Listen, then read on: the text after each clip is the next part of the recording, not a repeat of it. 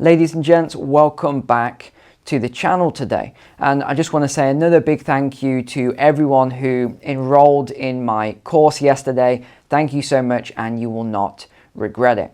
Now, I wanted to pick up today on two of the things that I were talking about yesterday. I sort of wrapped up with this yesterday. I think it took a few people by surprise because I had a lot of comments and people saying, what do you mean? And even funny enough, I've just been in the supermarket today and I was speaking to several people because every time I go, people spot me and say, hey, and they want to chat and stuff.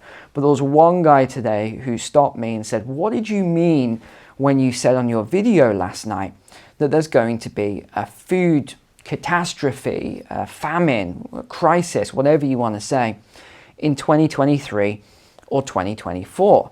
And he said, I've never even heard of this because he's only been watching my channel for a couple of weeks. One of his friends sent my video to him and he says, I haven't heard anything about this. Can you explain about it?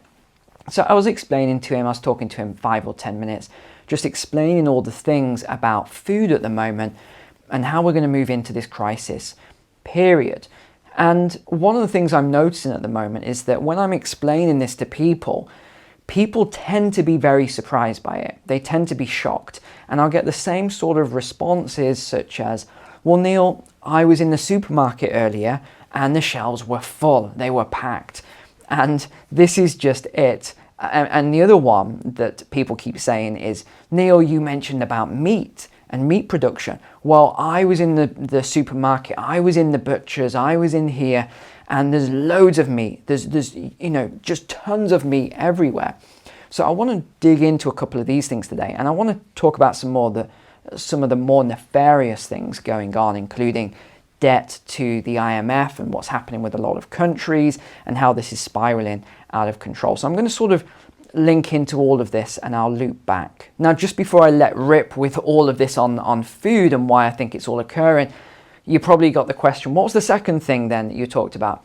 I'm going to talk about that in a future video, and that is about social unrest and my predictions or forecast around how I think that's going to play out this year, definitely.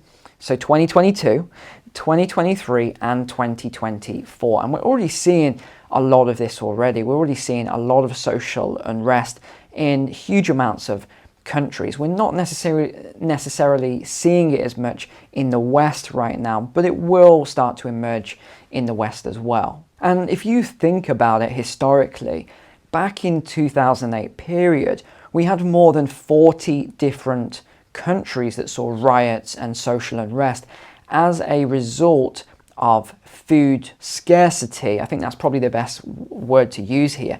It was food scarcity. And already now, I mean, we're not even in the eye of the storm in terms of the financial crisis that's about to hit us. This is coming once we go into early 2023. Although, as I've said, we've been in a recession all year already. It's just a matter of time. You can kick the can down the road for so long, but this is how an economy works. It's I guess we can say, self-regulating organism. I don't know if that's the right word. Ecosystem might be a better word here. So that is what the economy is. You can keep doing all this stuff, money printing, oh, let's change rates, oh, let's do this, oh, let's give this to these people, give that to those people, let's take away from here, give over. You can do all of this for a long time, but it isn't going to change the inevitable outcome that is going to hit, which is going to be a massive financial crisis. And I think it could even be worse than 2008. It's looking that way at the moment, but there are a lot of other things, a lot of other variables, and you've had a lot of household net worth and wealth built up over the last 2 years with homeowners. You've seen a lot in the equity markets. So there's a lot that I'm not going to go into on this video. I'll cover that in the future. But there is a lot going on which could affect things either way. But I definitely think we're going to have a major financial crisis. It's just a matter of time. But getting back to the food aspect then, we're already seeing, if you remember that forecast, I mean, this is a long time ago now, the forecast I made, all of those countries that would start to ban food exports, and then within 2 days, India did that, which was one of them on the list. And now we've got around 20 countries roughly who haven't got complete bans on food exports, but they've definitely got restrictions, and there are bans in some countries on food exports. But I really wanted to get into the crux, and usually I'll leave this until later on in the video, but I want to get into the crux of what's going on right at the start of the video here, right off the bat, because it's the same thing whoever I speak to, whether I'm consulting, whether I'm coaching, whether I'm mentoring, whether I'm speaking to someone in the supermarket. It's the same question that keeps on coming up. Or even worse, it's the arrogance of people who think they know what is causing the food crisis when it's not. They're so confident because they've heard on some biased media outlet that the food crisis is caused by Russia, or the food crisis is caused by selfish, rich Western people who use too much energy, or there's all these different reasons that are coming out now. I even heard one the other day, and that's racism. Racism is the cause of the food crisis, right? There's all these things that keep coming out, but I want to get to the bottom of what it is that is actually causing this food crisis. So if you listen to the mainstream media, they'll tell you it's coming from one place, and pretty much one place only, and that's Russia invading Ukraine, because Ukraine is the breadbasket of the world. Now, that's not strictly true, and again, I won't even get into the rail cars and the restrictions and the mining of the ports that were done by NATO and everything. I'm not even going to get into all of that, because we're going to get into a very heated debate over who thinks what. So I'm not going to get into that. What I am going to say is that Ukraine does not feed the entire world. Okay, this is common sense. They do not feed the entire world. Yes, they output a lot of wheat, but it isn't the entire world's worth of wheat. So the impact of that is, yes, it does hit supply and demand. There's no doubt about it. Food prices are going up as a result of supply and demand. But it's not just that. You've then got to, and one of the things I always do is I want to break it down and keep going backwards until I get to the source of something. So what is this problem? Where's the supply and demand issue coming from? Well, a lot of it is the drought, a lot of it is the excess heat, a lot of it is the flooding. So we've got these things as well, but it's not just that. It actually goes back before that. And again, everyone's saying, well, it's due to global warming, which has now been replaced by climate change, because the heat reports that were put out didn't actually reflect what they said 5 or 10 years ago, what the temperatures would be. And let's not even get into the ice caps, which were supposed to have melted by now. And, well, you know what's happened to the ice caps. Right, I'm not even going to get into all of that, because, again, we'll get into a massive debate. So let's just stick to some facts here that I think we can all agree with. What is causing a lot of these price spikes? Well, you've got to take it right back to the start. And what do I say is the start of all things? It's energy. Now, before we even go to the base level and look at energy, what produces food? What grows food? Well, it is fertilizer, but it's not just fertilizer, it's sowing the seed. So you have diesel that goes into that. They don't run on solar panels, these combine harvesters when they harvest, or the tractors when they're planting and things. So you need diesel. Well, what has gone up in price dramatically? It's diesel, it's fuels. Fertilizer has gone up dramatically. Why? Because you need energy to create fertilizer. So it's a lot of natural gas, very heavy natural gas. What has gone up in price dramatically? It's natural gas. Now, I'm going to go off on a tangent here because, again, people are misinformed. Why are energy prices going up so much? Is it just because of a war in Ukraine? Absolutely not. It's because of these restrictions, ESG, environmental social governance mandates, put out onto countries for reducing energy output. So they are deliberately restricting investment into fossil fuels. What the institutions are doing is working through and developing those decarbonization plans, and it won't surprise you that that means engaging with the people they invest in or lend to for their own plans. This is about real-world decarbonization. There's this whole new thing of a client transition plan, a whole new ask. So this year we published in February our targets for oil and gas and power and utility sectors. But straight away when we publish those, we have an ask out now to our largest clients in those sectors, over hundreds, to say, we need your transition plan by the end of the year. What is your strategy to adjust your business model if you're in oil and gas to a future where you actually have, no longer growth in oil demand, but decline in oil demand over the decades to come? This year we're going to be working very hard on how do we update oil and gas? How do we think about the IEA's recommendations around no new oil and gas reserves? Now, if you continue to do that, and wells dry up and all the other things, you eventually have less fossil fuels. And by the way, they're not even made of fossils, so I don't even like that word. But this, alas, is the illusion that we're all under. So where have we ended up with them? We've ended up with starting here as to, food prices have gone up because of a war in Ukraine, right down to actually no, there's all these things in the middle. And I didn't even mention transportation as well. So you need trucks to transport food. You then need to do everything at the packaging center. You then need to transport it to the next place and then to the supermarket and all these other things. Remember decades and decades or a century ago, it was you went out into your garden, you picked your carrots or your potatoes or whatever vegetables you're growing, you walked into your kitchen, you washed it off or whatever you're going to do, and then you cut it up and you put it in the pot. That is how you used to do it. Now, it isn't quite done like that. And actually, one of the recommendations I would say to all of you, every single one of you watching, and I know some of you live in apartments and you can't grow anything like that. But if you have a small garden, why not try growing some vegetables? I did it for the first time ever this year, and with very mixed results. Some of my veg did very, very well, and I was very surprised by the fact that even today I'm still pulling it out of the garden and eating it. I mean, I grew so much veg that I even surprised myself. But then some of my other veg just didn't even work, or I had birds or slugs, and you know all this if you're a grower, just ate the rest of my veg. So it was a great lesson for me. And I would highly recommend you all do the same if you can. Even growing stuff in pots. I did some of it in pots. Great results, worked out really well. And the next thing is, you're probably wondering why I've got this. This is risotto rice actually on the table here, which is good for 3 years this will last for. And actually, that's just the best before date. I'm sure it'll last a lot longer. Well, before all the inflation hit, I made those videos, and there's a playlist on my channel as well, all about food and how to stock up and whatever else. I said stock up now before the inflation hits and before this crisis comes in. And like many videos I make, it had a lot of criticism and the like, but who cares? The bottom line is I'm doing this so that you actually prepare yourself and you've got some food, you've got your long life grains, you've got rice and wheat if you can eat these things like wheat. Some people can't, but is having all these food preps so that you don't suffer when all of this kicks off, because this I think is going to be one of the triggers towards social unrest.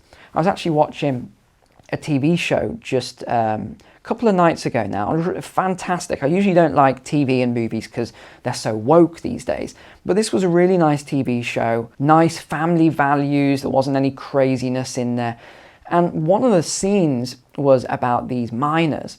And they just went absolute on the rampage. And really nice people one day. And then a couple of days later, they just went on the rampage because they were hungry. And this tends to be what you see that results in the social unrest. It is this tipping point, I think we can say, is when you tip between people who can afford food and then people who can no longer afford food. You see, losing your Netflix and some of these other things that I don't have, by the way, but losing these sort of things, people can stomach that. They're not going to go out in the streets and riot. But when people get hungry and they've got empty bellies and their kids have got empty bellies, this is when people start to lose it. And I think this is why on Friday I mentioned Germany putting troops on the street from the 1st of October. I think this is one of the reasons why they are going to be doing that, because they probably know what's coming. Now, if you think about this logically on a timeline, everyone, these world leaders, the United Nations, WEF, and everyone else, obviously they knew that this food crisis was coming, and they knew this this weather-based problem as well, so flooding and drought, climate change. They knew that this was coming. And I find it very hard to believe that all the events that we are seeing, going right back to 2020 to now, leading up to this, I find it very hard to believe that all of these things, because what are we up to now? 25 extreme events now, maybe even more than that. I find it very hard to believe that all of this is just one huge coincidence. I would love to actually crunch the statistics on this to see what the odds are of all of these events all at the same time being a coincidence, because I think the odds would be pretty long, and that's worrying as well. Knowing what we know and what we've covered on the channel before about a lot of these things. But I just want to give you a few statistics, and I was writing some notes just before I came to record this video, and I wanted to just go over a couple of these notes now then. So firstly, the price of some fertilizers have tripled since 2021, and some other fertilizers have quadrupled. Obviously, this is going to go into food costs and make food more expensive. We also have the destruction of farmland, which we've covered so many times on the channel. It's happening very heavily in the Netherlands. And I was thinking about this, and this is an interesting one for you. And I wanted to give you an example like I always try to, even though people come up with better examples. They put it in the comments. Actually, I liked your example, Neil, but here's a better one.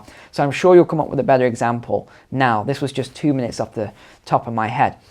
Right, so we're seeing that the government is trying to get farmers off their land for whatever reason, but we know the reason. It's CO2 reduction and methane reduction and things like that. And they want to replace that farmland. There's talk, and I'm going to cover this because it's a publication by the WEF. There's a report. They want to create this super city in that region. Again, I haven't spent hours reading this report yet, so I need to look into it more. But I've seen the brief of it. They want to create this super city in that region, so they need a lot of this farmland. Now, one of the things they say is that they need to make the farming more efficient. And I thought of this, and then I'll give you the example. That makes no sense at all. The Netherlands, the Dutch, are some of the best, most efficient farmers on the planet. They are the second largest exporter of food on the planet, and it's just a small country. And I've been to Netherlands multiple times. You go past these huge greenhouses everywhere, or what you might call glass houses in your country. And then you have these little waterways or around all the fields. If you're Dutch or you've been there, you'll know what I'm talking about. It's hard to describe. And it's fascinating, the engineering that was done to actually create some of the cities that exist in the Netherlands by draining off the water and all this other stuff. It's genius. So they want to replace these farmers, these geniuses, with who? That's what I was thinking. So here's my example. Imagine that you were head of the Olympic team for whatever sport you want to say for your country. So you are the head coach, and you've got this fantastic team. And then someone said to you, hey, coach, you need to get rid of all of these athletes, the ones that you've been training for the last however many years. And by the way, with farmers, this is centuries, but with these athletes, let's just say it's however many years. And you say, well, what am I going to replace them with? Oh, we're going to bring someone else in, and we're going to replace those athletes with better athletes. Wouldn't you go, wait, what the heck is this guy talking about? Has he been smoking something? These are the best athletes that we have found in the country. How can we get rid of them all and bring someone else in? It makes no sense. What I always do is just look at all of this with logic, because when you look at it with logic, you'll see that a lot of this stuff doesn't make any sense. What else have we got then? The WHO, who, whether you trust them or not, is telling us that millions of people in Africa are now facing the very real possibility of starving to death. According to the World Food Programme, 828 million people around the world are going to bed hungry tonight. The UN Secretary General stated he believes that there will be multiple famines in 2023, resulting in the deaths of millions. In fact, he says tens of millions of people. Pakistan has just lost 80 to 90% of their food. The USA is in the worst drought, mega drought, in over 1,200 years. And honestly, I could go on and on and on. I've got pages of all of this. But I just want to give you something very simple to think about. If you still are a non-believer about this food crisis, let me ask you this, and I'll make it very straightforward. Let's say that you have, I don't know, a store of this stuff and you eat this a lot and you've got it in your pantry, your cupboard, wherever you keep it. And this year you eat through what you have. But because there's a drought or there's flooding in your garden where you are, you can't grow more of this. So that's it, you just run through what you've got and you need to buy some more for next year from someone else. Well, what if everyone is in a similar situation? What if everyone around the world has seen a drop in their farming output this year? What if it happened last year as well and the year before? And then what happens if we have more flooding, more drought, and we have more problems next year? Where are you going to get this from? The food that you, let's say, normally grow yourself in your garden. And if you think about that, that will probably help you to understand what's actually going on in the world right now. Now, I want to loop back to something that I said at the start, which was that people were saying, Neil, the meat isn't expensive, there's loads of meat and things like that. Well, the reason why is because all of the farmers, well, not all, but a lot of farmers have been taking huge amount of their cattle and their livestock to slaughter because of the droughts and because of other things. So they've been actually thinning out their herd. And I've got some statistics here. The total number of cattle in New Mexico, Oregon, and Texas are down 45% this year. Now you think about that. That is a large cut in livestock, especially cattle. So when you think of the supply and demand curve, what is that going to do to meat prices? Obviously, it's going to bring the price of meat down, but later on or next year, the prices are going to be a lot higher. Now, in other countries as well, there's been huge crop losses. Italy is reporting that they've lost as much as 80% of their crops. Germany has said as high as 50% of their crops. The UK this year said they've lost as high as 50% of their crops. And what do all of these countries think the solution is? Getting IMF loans. And this is the absurdity of it and why I think there's something deeper going on. I really wanted to get into it in this video, but I've run out of time now, so I'm going to cover that again in the near future. But let me give you a clue or a hint, and that is if you look at the balance sheet of the IMF, which is going up and up and up, and you look at the amount of countries that are now in debt to the IMF, which is going up and up and up, and you look at what the IMF then insists that those countries do, and you can go back a long period of time and see what they've enforced onto other countries, is pretty obvious to me what is going on here. As the old expression goes, never let a good crisis go to waste. And I think that is exactly what's happening right now, and I think it's very, very, very sad, and it really bothers me, which is why I try not to think about it. But when I think about all the families around the world who are suffering so badly right now, when there's people starving to death, even children and babies, which is why I don't want to think about it, because it's horrific. And then you look at all of these mandates to reduce farming and food production, and it's obvious what's going to happen. You cannot reduce food production when part of the world is starving. It's very sad, but I think I'm going to leave it there today. Thank you so much for watching this video, for supporting the channel. And just a reminder, my course, my finance course, is now live, and you will be able to find that in the description below. So thank you so much. Take care. God bless. I will see you tomorrow for the walk and talk.